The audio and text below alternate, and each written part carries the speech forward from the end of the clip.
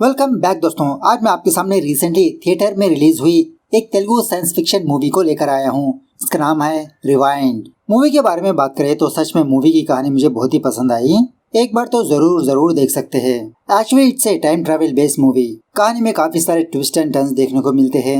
I request you video को पूरा देखना जरूर। तो चलिए फटाफट से मूवी की कहानी को स्टार्ट कर लेते हैं। उससे पहले लुटा दो प्यार, फॉलो ऑन इंस्टाग्राम। कहानी की शुरुआत होती है इन द ईयर ऑफ 2019, जहाँ पर एक बड़े से अपार्टमेंट को दिखाया जाता है। इसी अपार्टमेंट के पास कुछ बच्चे क्रिकेट खेल रहे होते हैं। तभी इन बच्चों का बॉल झाड़ियों में चला जाता है। जब बॉल लेने के लिए जाते हैं तो उन झाड़ियों में से एक अजीब की रोशनी आती है। जब एक बंदा उस झाड़ियों के अंदर झांकने लगता है तो वहाँ पर एक बंदा होता है बैग लेकर। इस बंदे का नाम होता है कृष्णमूर्ति। कृष्णमूर्ति दूसरे बंदे से पूछने लगता है कि सर आज का डेट क्या है। वो बंदा कहने लगता है 2019। और वैसे भी आप अपने फोन में भी तो चेक कर सकते हो, मैंने आपको कभी इस कम्युनिटी में नहीं देखा। कृष्णमूर्ति कहने लगता है एक्चुअली सर मैं कृष्णमूर्ति की फैमिली से मिलने के लिए आया हूँ। वो बंदा कहने लगता है कि 30 साल से मैं यहीं पर रहते आ रहा हूँ, कभी मैंने ये नाम नहीं सुना। वैसे आपका नाम क्या है? वो बंदा कहने लगता है मेरा नाम तो कृष्णमूर्ति है। उसके बाद कृष्णमूर्ति एक अपार्टमेंट के पास जाकर एक बूढ़े बंदे से पूछने लगता है कि यहाँ पर कृष्णमूर्ति नाम के एक लैंडलॉर्ड रहते थे, क्या आप उनके बारे में जानते हो? वो बूढ़ा बंदा कहने लगता है कि मैंने तो उनके बारे में सुना, वो बहुत बड़े साइंटिस्ट थे। उनके पिताजी ने जो स्कूल बनवाई थी उसी स्कूल में मैंने भी पढ़ाई की। कृष्णमूर्ति पूछने लगता है कि आप कृष्णमूर्ति की फैमिली कहाँ पर रहती है, क्या आपको कुछ आइडिया है? बूढ़ा बंदा कहने लगता है कि उनकी फैमिली तो अपनी जमीन वगैरह सब कुछ बेचकर दिल्ली शिफ्ट हो गए, लेकिन मैंने सुना है कि कृष्णमूर्ति की पोती हैदराबाद आई है जॉब के लिए। इस तरह से वो बूढ़ा बंदा एक पेपर में कृष्णमूर्ति की फैमिली का एड्रेस लिखकर कृष्णमूर्ति को देने के लिए जाता है तो दरवाजे के बाहर कृष्णमूर्ति मौजूद नहीं होता। जैसे लगता हो कि कृष्णमूर्ति को ऑलरेडी वो एड्रेस पता है। उसके बाद एक टैक्सी पकड़ता है। उस टैक्सी वाले बंदे को वो एड्रेस दिखाकर वहाँ पर जाने के लिए कहता है। टैक्सी वाला कहने लगता है अरे सर सुबह सवेरे मुझे इसी एड्रेस से पिकअप आया था, मैंने उस एड्रेस पर जाकर कस्टमर को कॉल किया लेकिन किसी ने भी फोन पिक नहीं किया। इस तरह से कृष्णमूर्ति इस टैक्सी वाले बंदे के साथ और भी काफी सारी बातें करने लगता है कि हैदराबाद बहुत बदल चुका है इन 30 सालों में। उसी वक्त इस गाड़ी के ब्रेक्स फेल होने की वजह से ड्राइवर गाड़ी को कंट्रोल नहीं कर पाता। कृष्णमूर्ति अपने आप में कहने लगता है कि अरे यार ये दोबारा नहीं होना चाहिए। इस तरह से फटाफट से अपनी बैग को ओपन करने लगता है। उसके बाद उस गाड़ी से जबरदस्त रोशनी आने के बाद ड्राइवर अपनी गाड़ी को लेकर किसी चीज को ठोक देता है। गाड़ी का एक्सीडेंट होने की वजह से आसपास के लोग इस ड्राइवर के पास आकर इसको बहुत डांटने लगते हैं कि तुम्हारी वजह से किसी की जान जा सकती थी। ड्राइवर कहने लगता है कि सर मेरी गाड़ी के ब्रेक्स फेल हो गए थे, चाहे तो आप मेरे कस्टमर से पूछ सकते हो। इस तरह से जब वो ड्राइवर गाड़ी के अंदर देखता है तो गाड़ी के अंदर कोई भी मौजूद नहीं होता। खैर उसके बाद सीन प्रेजेंट डे पर शिफ्ट होता है 2024, जहाँ पर मूवी के हीरो कार्तिक को दिखाया जाता है। फिलहाल कार्तिक हेडफोन्स लगाकर म्यूजिक सुनते हुए लिफ्ट के जरिए से शायद अपने फ्लैट पर जा रहा होता है। उसी वक्त इस अपार्टमेंट के पास एक लड़की आने लगती है अपना लगेज लेकर। कार्तिक को इशारा देने लगती है कि लिफ्ट रोको। अब कार्तिक इस लड़की को देखने के बाद पहली नजर में इसको प्यार होने लगता है, लव एट फर्स्ट साइट। इस लड़की का नाम होता है शांति। शांति जब कार्तिक से कुछ बात कर रही होती है तो कार्तिक बस शांति की आंखों में ही देखते रहता है। बाद में कार्तिक झटके से अपना नाम बोलकर अपने आप को इंट्रोडक्शन करवाने लगता है, लेकिन शांति कार्तिक को इतना भाव नहीं देती। उसके बाद शांति का फ्लोर आने पर कार्तिक शांति की मदद करने लगता है, मतलब उसका लगेज ले जाने लगता है। उसके घर तक जाकर यही एक्सपेक्ट करने लगता है कि काश ये लड़की मुझे कॉफी के लिए इनवाइट करे तो मजा आ जाएगा। लेकिन तभी शांति की फ्रेंड यहाँ पर आकर बेचारे कार्तिक का प्लान चौपट कर देती है। लेकिन फिर भी कार्तिक शांति से कहने लगता है क्या हमारी पहले कभी मुलाकात हुई थी? दोबारा शांति की फ्रेंड कहने लगती है कि अरे यार ये लाइन बहुत पुरानी हो चुकी है, अगली बार कुछ नया ट्राई करो, अब चलो उसे रेस्ट करने दो। सो बेचारा कार्तिक डिसअपॉइंट होकर वहाँ से चला जाता है। एक्चुअली इस अपार्टमेंट में कार्तिक का बेस्ट फ्रेंड सुब्बू रहता है। सुब्बू की ऑलरेडी शादी हो चुकी होती है। फिलहाल इसकी बीवी कुछ काम से आउट ऑफ स्टेशन जा रही होती है तो इसकी कंपनी के लिए सुब्बू कार्तिक को यहाँ पर बुलाता है। कार्तिक उस लड़की के बारे में मतलब शांति के बारे में अपने फ्रेंड को सुनाने लगता है और उसी तरह सुब्बू से हेल्प भी मांगने लगता है कि तुम किसी भी तरह से उस लड़की के बारे में पता करो यार। मतलब कार्तिक का ये वाला अपार्टमेंट नहीं होता, वो दूसरी जगह पर रहता है। सुब्बू कार्तिक से वादा करने लगता है कि जब तक उस लड़की को तुम्हारी बीवी नहीं बना देता मैं चैन से सोऊंगा ही नहीं। दूसरे सीन में नैन्सी नाम की एक प्रैंक स्टार को दिखाया जाता है। नैन्सी और उसकी टीम समाज में कुछ प्रैंक्स करके बहुत ही अच्छे मैसेजेस देती रहती है। बहुत बड़ा यूट्यूब चैनल होता है इसका और उसी तरह से काफी सारे फैंस भी होते हैं। खैर दूसरे सीन में कादिर नाम के एक गैंगस्टर को दिखाया जाता है। इसके काफी सारे काले धंधे होते हैं। जब इसका ही फ्रेंड इसके खिलाफ जाने लगा तो कादिर अपने फ्रेंड को ही मार देता है। Drugs, sex trafficking, organs trading सब कुछ करता है ये। 12 मुल्कों की नहीं बल्कि 12 पुलिस स्टेशन वाले इसकी तलाश में होते हैं। इस तरफ कार्तिक और उसका फ्रेंड शांति के अपार्टमेंट के पास जाकर शांति के फ्रेंड से शांति के बारे में पूछताछ करते रहते हैं, लेकिन वो इन दोनों को कुछ भी नहीं बताती। तभी कार्तिक की एक कुलीग कार्तिक को कॉल करके फटाफट से ऑफिस पर आने के लिए कहती है। कार्तिक एक सॉफ्टवेयर एम्प्लॉय होता है। कार्तिक ऑफिस आने के बाद इसका एमडी कुछ प्रॉब्लम बताने लगता है कि क्लाइंट की एप्लीकेशन में कुछ प्रॉब्लम है, हमें फटाफट से सॉल्व करना होगा इसको। कार्तिक यही कहने लगता है कि जब मैंने इसको टेस्ट किया था तो सब कुछ सही चल रहा था, कहीं ना कहीं कुछ गड़बड़ हुई है, मुझे आधा घंटा दे दो बस। थोड़ी देर के बाद कार्तिक का टीम मेंबर कार्तिक से कहने लगता है कि किसी ने इसकी सेटिंग्स को बदल दिया। कार्तिक का शक इसके ही कुलीग दिलीप पर जाता है। दिलीप को खोपचे में बुलाकर पूछने लगता है कि तुमने ऐसा क्यों किया, आखिरकार मैंने तुम्हारा क्या बिगाड़ा।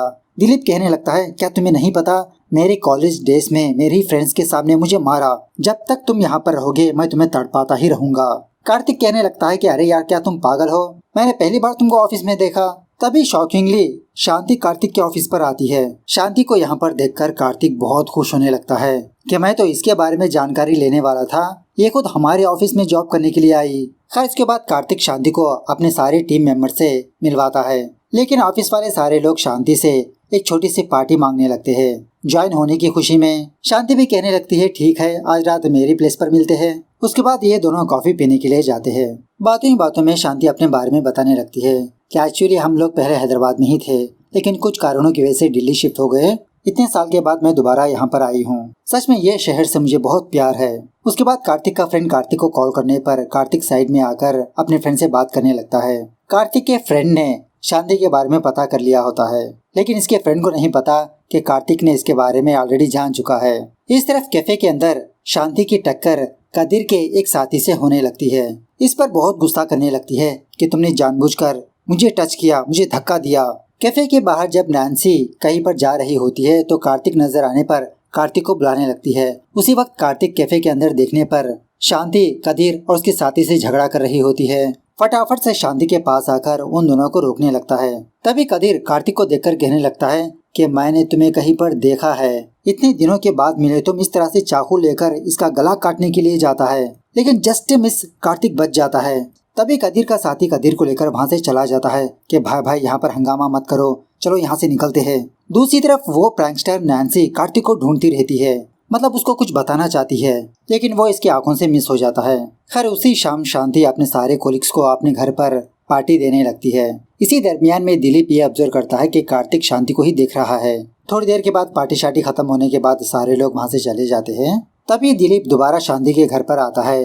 बहाना बनाने लगता है कि मैंने अपना फोन यहीं पर भूल गया। सो अंदर आने के बाद शांति के साथ जबरदस्ती करने लगता है। शांति फटाफट से इसको दूर धक्का दे देती है, लेकिन दिलीप शांति के साथ जबरदस्ती करने लगता है कि शांति प्लीज एक बार एक किस दे दो ना, मैं यहाँ से चला जाऊंगा। शांति किसी भी तरह से अपने बेडरूम में जाकर दरवाजा लॉक कर लेती है। दिलीप शांति से बहुत रिक्वेस्ट करने लगता है कि शांति मुझे माफ कर दो, मैंने जाने अनजाने में ऐसा कांड कर दिया, प्लीज ये बात तुम किसी से शेयर मत करो, इस चीज को यहीं पर भूल जाओ, मैं यहाँ से जा रहा हूँ। थोड़ी देर के बाद कार्तिक की आवाज आने पर शांति अपने बेडरूम का दरवाजा ओपन करती है तो ये देखती है कार्तिक के हाथ में बैट है और नीचे दिलीप मरा पड़ा है। बात ये थी कि जब कार्तिक शांति के घर से वापस जा रहा था तभी कार्तिक ये देखता है कि शांति अपने बालकनी में आकर किसी को बुलाने की कोशिश कर रही थी। तो यही चीज देखकर कार्तिक फटाफट से दोबारा शांति के घर पर आता है, लेकिन शॉकिंग बात यह है कि वहाँ पर ऑलरेडी दिलीप मरा पड़ा होता है। ये एक दूसरे से पूछने लगते हैं कि तुमने इसको क्यों मारा, तुमने इसको क्यों मारा। उसके बाद सीन थोड़ा सा फ्लैशबैक में जाने लगता है। आज सुबह कदीर और उसका साथी किसी को ड्रग्स देने के लिए जा रहे होते हैं। बातों ही बातों में कदीर के साथी को ये बात पता चलती है कि इस ड्रग्स पैकेट की कीमत तकरीबन 5 लाख रुपए होगी। तो ये बंदा प्लान बनाने लगता है कि किसी भी तरह से इसको चुरा लूंगा और मैं सेपरेटली बेच लूंगा। बाद में ये दोनों दूसरी पार्टी से मिलने के लिए एक कैफे पर जाते हैं और उसी कैफे में कार्तिक और शांति भी आए हुए होते हैं। कदीर का वो बंदा शांति को टक्कर देने के बहाने से शांति के बैग में वो ड्रग्स की पैकेट डाल देता है। उसके बाद क्या हुआ हम सारे लोग जानते हैं, झगड़ा वगैरह समथिंग। ये होने के बाद कदीर का वो बंदा शांति को फॉलो करते हुए इसके घर के पास पहुंच जाता है। घर का दरवाजा खुला होता है और अंदर दिलीप किसी से फोन में बात कर रहा होता है और उस वक्त शांति अपने आप को कमरे में लॉक कर चुकी होती है। सो बैट लेकर दिलीप के सर पे वार कर देता है। उसके बाद शांति की बैग में जो पैकेट होती है ना, वो वहाँ से लेकर चला जाता है। वापस जाते समय इसकी टक्कर कार्तिक से होती है। उस वक्त कार्तिक शांति के घर पर वापस आ रहा होता है। कदीर को कॉल करके बताने लगता है कि भाई कार्तिक का एड्रेस मिल गया।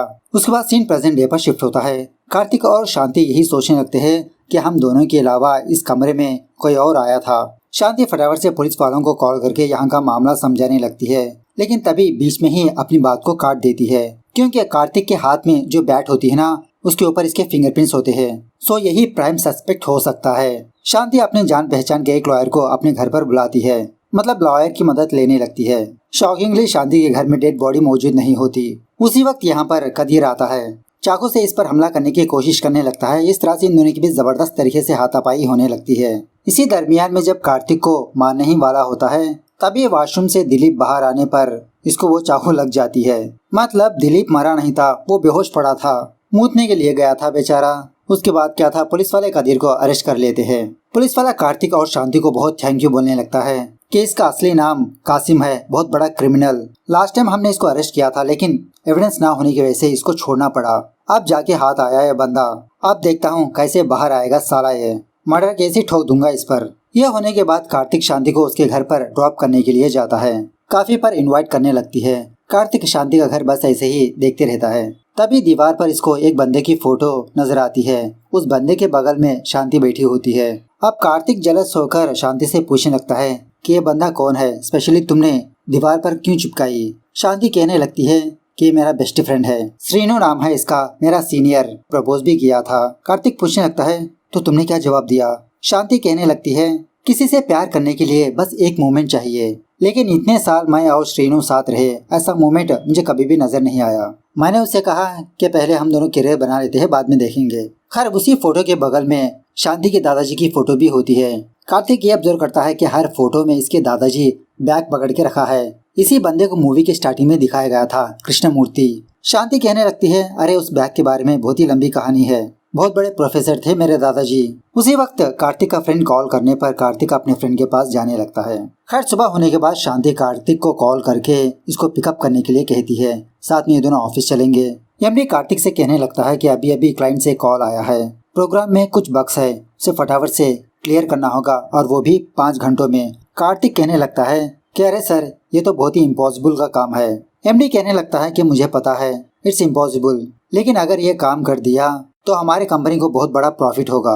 शांति भी कार्तिक को मोटिवेट करने लगती है कि Kartik you can do it. So Kartik जोश में आकर अपनी टीम के साथ इस काम को शुरू कर देता है। लकीली विद इन टाइम में ये लोग उस काम को पूरा कर देते हैं और इस काम से शांति कार्तिक से बहुत इम्प्रेस हो जाती है। एक दिन हॉलिडे होने पर शांति कार्तिक के लिए बिरयानी लेकर आती है। दीवार पर एक सर्टिफिकेट टंगी होती है। शांति को ये बात पता चलती है कि कार्तिक फिजिक्स स्कॉलर था। कार्तिक कहने लगता है कि ये तो मैंने पहले कर लिया था, लेकिन अब कंप्यूटर ही मेरी जिंदगी है। शांति अपने दादाजी के बारे में बताने लगती है कि एक्चुअली इनकी फैमिली वैजाग में रहते थे। उस जमाने में पढ़े लिखे लोग कम ही थे ना, लेकिन शांति के दादाजी ने लंदन में जाकर ग्रेजुएट कंप्लीट किया और वहीं पर सेटल भी होना चाहते थे।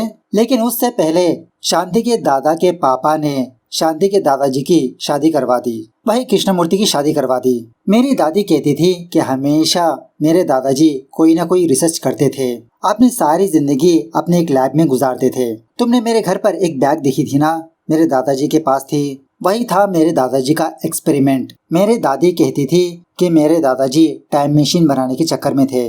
मेरे दादाजी की बातें सुनने के बाद काफी सारे लोग उन पर हंसने लगे, लेकिन मेरी दादी कहती थी कि जब जब मेरे दादाजी 2 या 3 दिनों तक गायब हो जाते थे, दोबारा प्रकट होते थे, वो पता नहीं कहाँ पर झक मराने जाते थे। इस तरह से कार्तिक और शांति को भी ये बातें सिली लगने लगती है। खैर और भी काफी सारी बातें करने के बाद शांति जाते जाते कार्तिक से कहने लगती है कि कार्तिक कल तुम फ्री होना, क्या हम हमारे रेगुलर कॉफी शॉप पर मिले, एक सरप्राइज रखा है मैंने तुम्हारे लिए।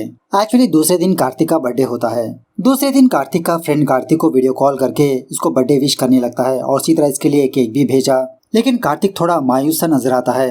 वजह पूछने पर कार्तिक अपने फ्रेंड से जो हुआ वो सुनाने लगता है। थोड़ी देर पहले शांति कार्तिक को कॉल करके उसको याद दिलाने लगती है कि शाम 6 बजे जरूर आ जाना, आज का दिन मेरे लिए बहुत ही इम्पोर्टेंट है, मैं तुम्हें एक बंदे से मिलाना चाहती हूँ। एक्चुअली 5 साल से मैं उस बंदे से बहुत प्यार करती हूँ। यह सुनने के बाद कार्तिक को बहुत बड़ा झटका लगता है। कार्तिक श्रीनु के बारे में ही सोचने लगता है कि शायद शांति श्रीनु के प्रपोजल को एक्सेप्ट कर लिया।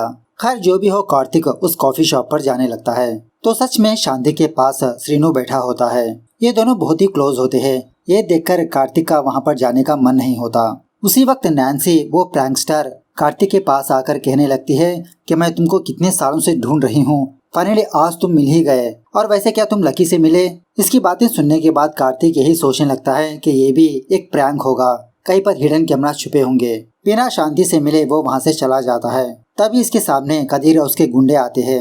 एक्चुअली जो बंदा दिलीप है ना, उसने केस वापस ले लिया कार्तिक से बदला लेने के लिए। यहाँ पर एक जबरदस्त तरीके से फाइट होने लगती है। फाइनली दिलीप के पास आकर कहने लगता है कि अरे यार तुम मेरे पीछे क्यों पड़े हो।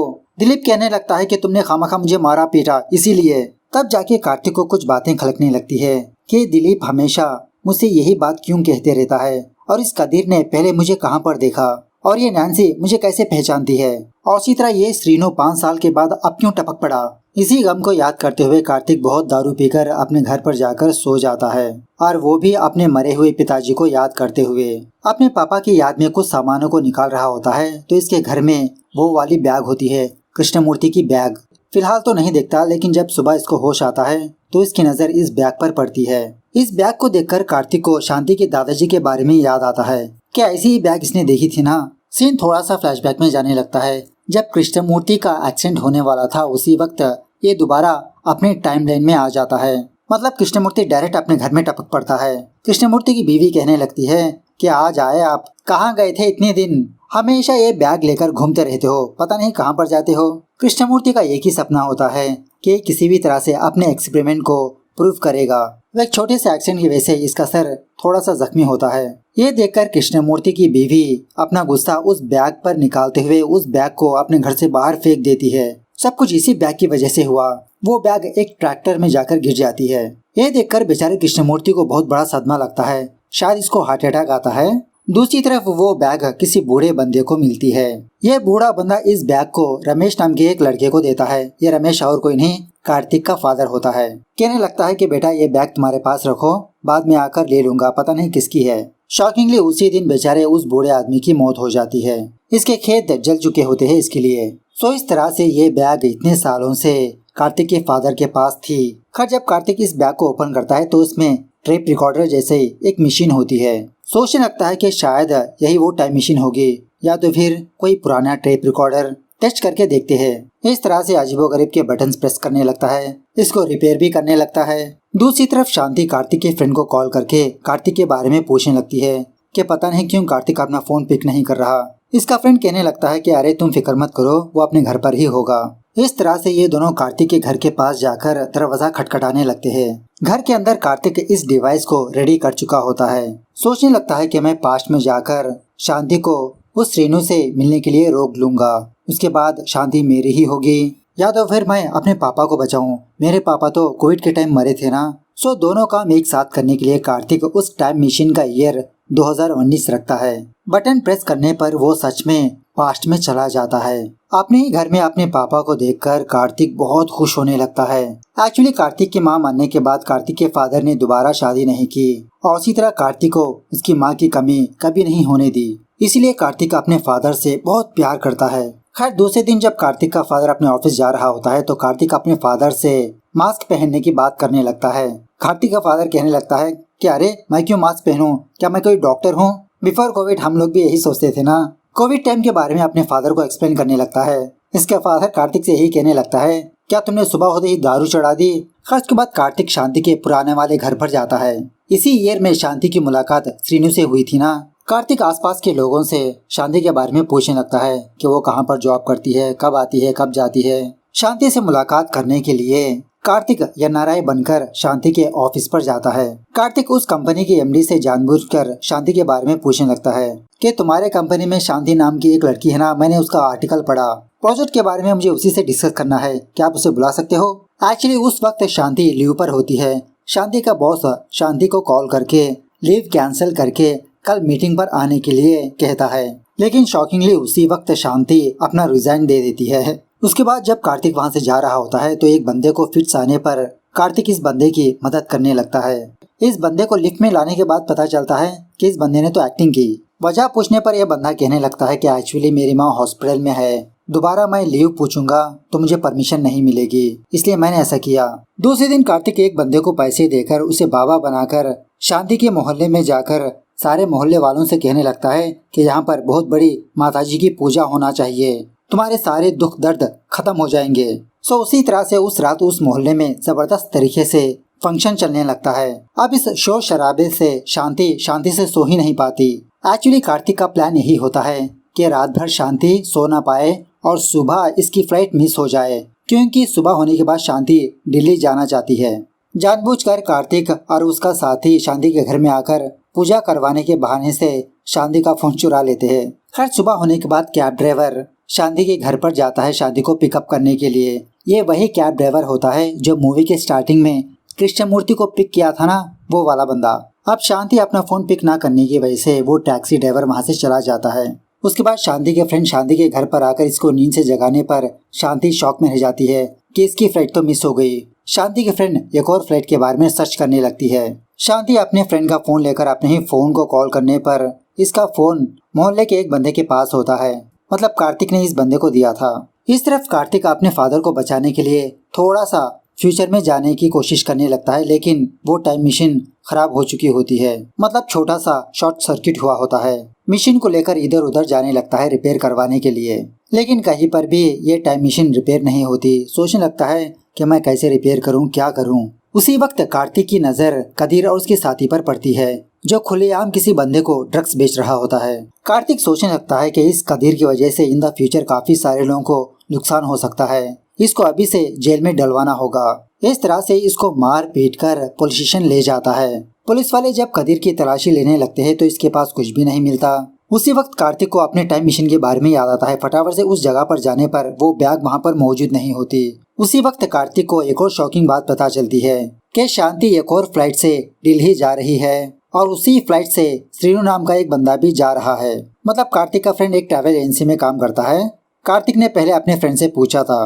कार्तिक फटाफट से शांति के घर पर जाता है, लेकिन शांति कब का अपने घर से बाहर जा चुकी होती है। अब बेचारा कार्तिक यही सोचने लगता है कि मेरे हाथों से टाइम मशीन गई और उसी तरह से शांति भी गई, लगता है मुझे लाइफ को यही से कंटिन्यू करना पड़ेगा।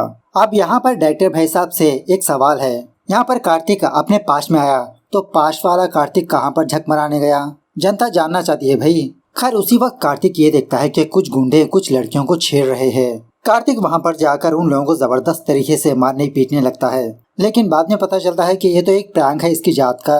नैन्सी एक सोशल एक्सपेरिमेंट कर रही होती है। शॉकिंगली उसी जगह पर दिलीप होता है, मतलब उसी ही गैंग में दिलीप होता है। यहाँ पर कार्तिक से पिटने के बाद ही कार्तिक से रिवेंज लेते रहता है। कार्तिक दिलीप से कहने लगता है, अरे दिलीप तुम हो, यहाँ पर मैंने तुमको मारा, अरे यार प्लीज मुझे माफ कर दो ना, इसे दिल पे मत लो, इसको यहीं पर भूल जाओ। उसी वक्त कार्तिक ये देखता है कि एक ट्रक एक लड़की को ठोकने वाली होती है। कार्तिक फटाफट से उस लड़की को बचा लेता है। शॉकिंगली वो लड़की और कोई नहीं शांति होती है। शांति को देखकर कार्तिक बहुत खुश होने लगता है। शॉकिंगली शांति कार्तिक को आई लव यू बोलने लगती है, कहने लगती है कि आप कौन हो मुझे पता नहीं, लेकिन अगर मैं ये पल मिस कर जाऊंगी तो शायद दोबारा मुझे नहीं मिलेगा, आई लव यू।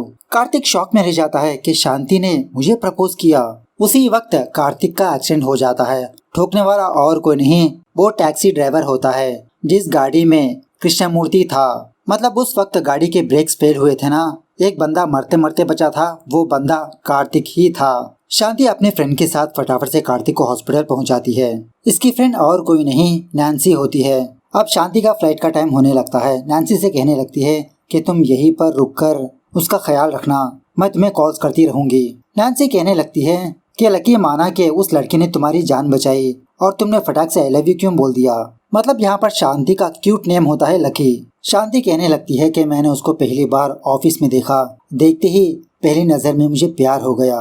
मतलब जब कार्तिक शांति के लिए उसके ऑफिस पर आया था उसी वक्त पहली बार शांति कार्तिक को देखकर प्यार में गिर गई। इसके दिल में भी प्यार वाली घंटी बजने लगती है। उसी वक्त शांति का बॉस कॉल करके अपने पास बुलाने लगता है, लेकिन शांति बहाना बनाने लगती है, नहीं सर मैं फिलहाल लीव पर हूँ, मैं आपके पास नहीं आ सकती और मैं रिजाइन करने वाली हूँ, मुझे दिल्ली वापस जाना है। उसके बाद जब कार्तिक उस बंदे को बचाया था ना, तो उस लिफ्ट में शांति मौजूद थी। दोबारा शांति इसके प्यार में गिर जाती है। दूसरे दिन जब कार्तिक और उसका साथी शांति के मोहल्ले में आते हैं वही पूजा पाठ करवाने के लिए, तो शांति कार्तिक को देखकर बहुत खुश होने लगती है कि यह बंदा यहाँ पर कैसे आया। उसके बाद शांति के फ्रेंड शांति को नैन्सी से मिलवाती है जो रियलिटी शोज करती है। नैन्सी के एक छोटे से प्रोग्राम में एक्टिंग करने के लिए शांति की मदद लेने लगती है। सो इस तरह से शांति और दूसरी लड़की मास्क पहनकर पार्क में जाने पर कुछ लड़के इनसे छेड़खानी करने लगते हैं, मतलब वही प्रैंक वीडियो करने लगते हैं। उसी वक्त वहाँ पर कार्तिक आकर उन लोगों से फाइट करने लगता है। इस बार शांति कार्तिक को मिस होना नहीं चाहती। जब शांति कार्तिक को ही ढूंढ रही होती है तो कार्तिक खुद शांति की जान बचाकर इसके सामने आने पर शांति कार्तिक को प्रपोज करती है, लेकिन उसी वक्त कार्तिक का एक्सीडेंट हो गया। खैर शांति जाने के बाद नैन्सी के पास शायद इसका हस्बैंड आकर नैन्सी से कहने लगता है कि पुलिस वाले आ चुके हैं नैन्सी, अब हमें यहाँ से निकलना होगा वरना हम भी फंस सकते हैं। इस तरह से नैन्सी को वहाँ से ले जाता है। दूसरी जगह पर शॉकिंगली कार्तिक के फादर को वो टाइम मशीन की बैग मिलती है जो कदीर का साथी चुराकर भाग रहा था कार्तिक से। इस बैग को देखकर पहचान लेता है कि ये तो मेरी बैग है, इसका मतलब हमारे घर में चोर घुसे। फटाफट से अपने घर पर आने पर घर सही सलामत होता है, उस बैग को ऊपर ही रख देता है सेफली। उसके बाद कार्तिक के फादर को कार्तिक के बारे में पता चलने पर वो फटाफट से हॉस्पिटल पर जाता है। डॉक्टर कार्तिक के फादर को खुशखबरी सुनाने लगता है कि कार्तिक अब सही सलामत है, लेकिन सर पर जबरदस्त चोट लगने की वजह से इसकी थोड़ी सी याददाश्त चली गई। एट द सेम टाइम दूसरी तरफ शांति की मुलाकात उसके सीनियर श्रीनु से होती है। एयरपोर्ट में श्रीनु भी कहीं पर जा रहा होता है। अब बातों ही बातों में शांति बहुत ही डर लगने लगती है। श्रीनु इसकी वजह पूछने पर शांति सब कुछ बताने लगती है, वही कार्तिक के बारे में, इसके प्यार के बारे में। खैर दिल्ली जाने के बाद वो नैन्सी को कॉल करके कार्तिक के हालचाल के बारे में पूछने लगती है। नैन्सी कहने लगती है कि मुझे उसके घर के बारे में तो नहीं पता, तुम जाने के बाद मैं भी वहाँ से चली गई। उसके बाद शांति श्रीनु को फोन करके इससे मदद मांगने लगती है कि तुम तो हैदराबाद में रहते हो ना, कार्तिक के बारे में थोड़ा पता करके मुझे बोलो ना, वो कहाँ पर रहता है, उसका नाम क्या है। इस तरह से श्रीनु और नैन्सी कार्तिक को ही तलाश करते रहते हैं। देखते ही देखते 1 साल गुजर जाता है। उसके बाद कोविड का टाइम आता है।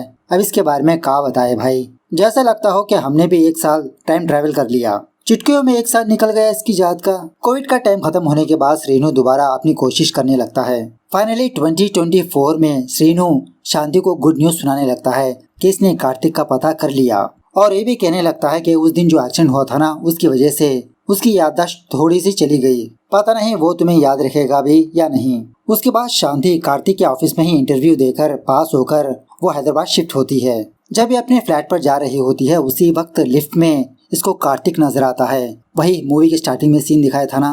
तो ऑलमोस्ट 5 साल के बाद शांति कार्तिक को देखती है। दोबारा इसको पहली नजर में प्यार होने लगता है, लेकिन अफसोस कार्तिक शांति को नहीं पहचानता। लेकिन यहाँ पर शांति को ये बात पता नहीं होती कि कार्तिक शांति को देखकर फ्लैट हो गया। उसके बाद क्या हुआ हम जानते हैं, मतलब इट्स ए लूप। बेचारी शांति कार्तिक को पटाने के चक्कर में लगी रहती है, लेकिन कार्तिक तो ऑलरेडी पट चुका होता है। और ये बेवड़ा भी यही सोचने लगता है कि शांति श्रीनु से प्यार करती है। उस दिन भी शांति कार्तिक को प्रपोज करने के लिए ही कॉफी शॉप पर बुलाया था, लेकिन ये कार्तिक बंदा शांति को हासिल करने के लिए टाइम ट्रैवल करने लगा। इस तरह से ये मूवी यहाँ पर दी एंड होती है। फाइनल में हिंट भी दिया जाता है कि इसका दूसरा पार्ट भी आने वाला है, ये लूप ब्रेक होगा। मूवी देखकर ये मत सोचना कि ये कैसा हुआ वो कैसा हुआ, मुझे पता है लॉजिक की माँ बहन कर दी, लेकिन कहानी क्वाइट इंटरेस्टिंग। सो मूवी कैसे लगी कमेंट करके बताना जरूर। मिलते हैं अगली वीडियो में, तब तक take care, bye bye, see you soon.